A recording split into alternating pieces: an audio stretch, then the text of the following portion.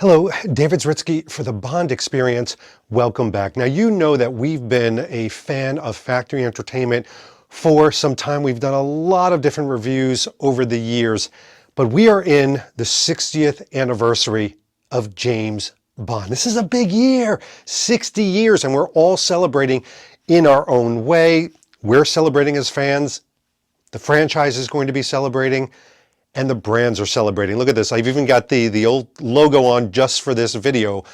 Why? Because we're here to review a few of the pieces from Factory Entertainment that rekindle some of the older movies, specifically around Sean Connery and Roger Moore. And they're amongst my two favorite movies, not just for these actors, but in the entire franchise. I've talked about them before, but let's get into the first one because I'm just giddy over this one. Now, this is their Dr. No lunchbox. Yeah, the old tin lunchbox. Now listen, mea culpa, mea culpa. I was born in 1968. I'm an old soul with lots of salt and pepper up here. 54 years of age. I brought these to school. I had these types of lunchboxes. Now, I didn't have a James Bond one, I don't think. I had probably like Star Wars and $6 Million Man and things like that. But I do remember fondly, these tin lunchboxes. And, it had the same type of plastic handle that you would, walk to school with. Really proud. Really proud. Why? Because, well, you had Star Wars or $6 Million Man, or in this case, Dr. No. Well, they take a look at this. They took some of the most indelible images from the posters, from the artwork, from the lobby cards that you would have seen. I mean, look at this with Bond and all the bevy of beauties that he has. I mean, this is fantastic. The color on this is incredibly vibrant. You can see like the greens and the blues and the yellows. They really do pop. Look at the logo underneath the handle. On the inside, typically way back when, now sit around, children. I'll tell you a story about when people walked on stones and threw rocks at the sky. Anyway, so it would have a thermos in here, a plastic thermos, and that thermos would get really grody after a while. You had like a little bit of tomato soup, and that thing would just become a science experiment. And it would attack people and become the Blob. Look it up. But this one is empty, but you could put a lot of different things in here. Like a lot of you are not going to put your lunch in here. Am I? Yeah, I may. Yeah, but that's me. No, but you could put in pencils, pens, watches, you name it. I mean, it really is up to your imagination, but it has that same tin sound and look. I mean, really, it almost sounded like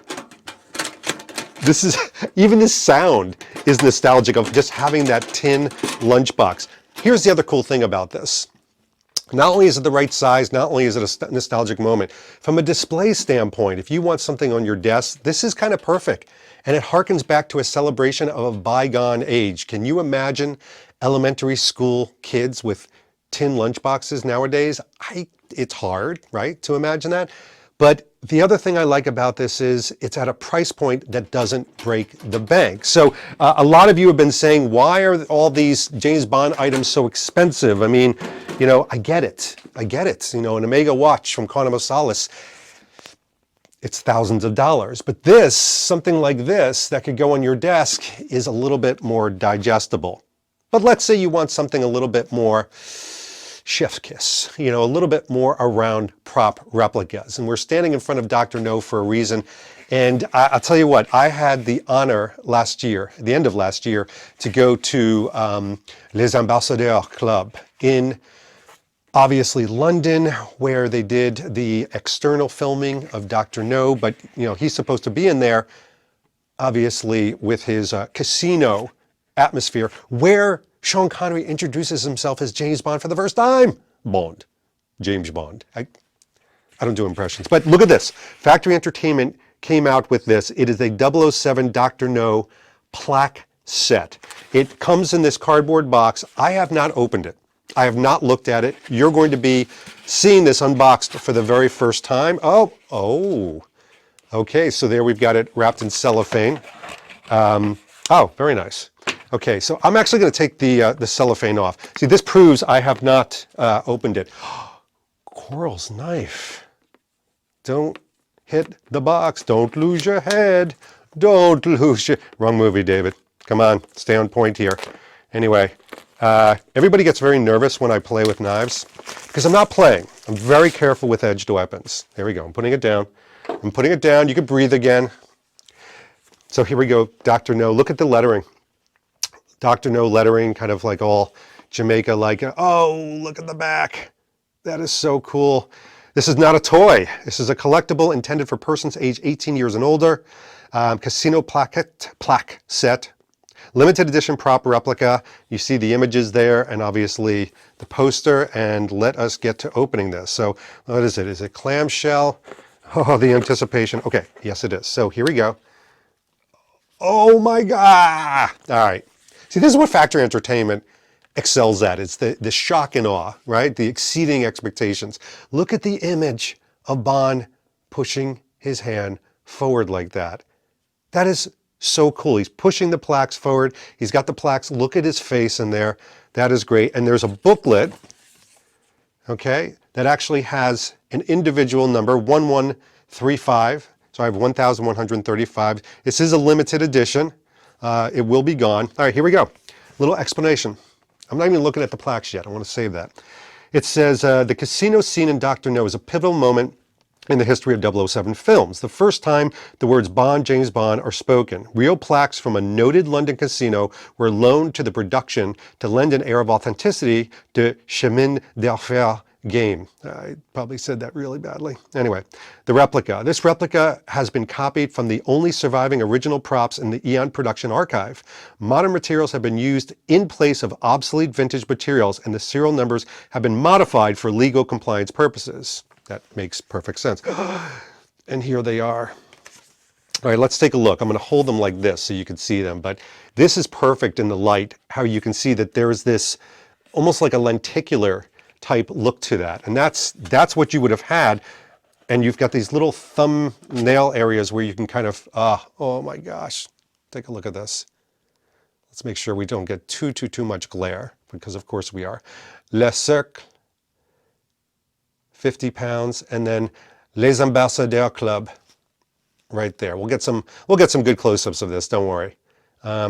I'm not going to rely on me holding this up to a camera for this, but the weight of this, and you can see kind of the little sandwich, kind of the cream filling of this, is really well done. These are absolutely beautiful. I know people were very excited about this because, again, it's one of these, if you want a simple prop replica, I mean, how good would that look on your desk at work or your desk at home or here in my collection? These things look amazing, beautifully done, crisp. The colors are perfect. And again, I love things that capture a movie moment. This could not capture a movie moment better. But here's the thing. Oh, by the way, that's cute. The numbers at the bottom say 007 500, 007 100, 007. So the individual numbers have that detail. But here's the thing. We're not done. This is Sean Connery. This is also a celebration of Roger Moore. So let's head over to Live and Let Die. Okay. Here, I've never hidden the fact that Live and Let Die is my favorite Roger Moore movie. He just looks the money in it. And his portrayal, the dark side of it, the supernatural, and of course, yes, there is a lunchbox to commemorate all of that. Look at that. Even, come on. The poster is right on here, the one that we all know and love with all the action. Remember when James Bond posters had these types of things that gave you kind of a sneak peek at what was happening? I mean, there it is right there in all its glory. But look at this on the side.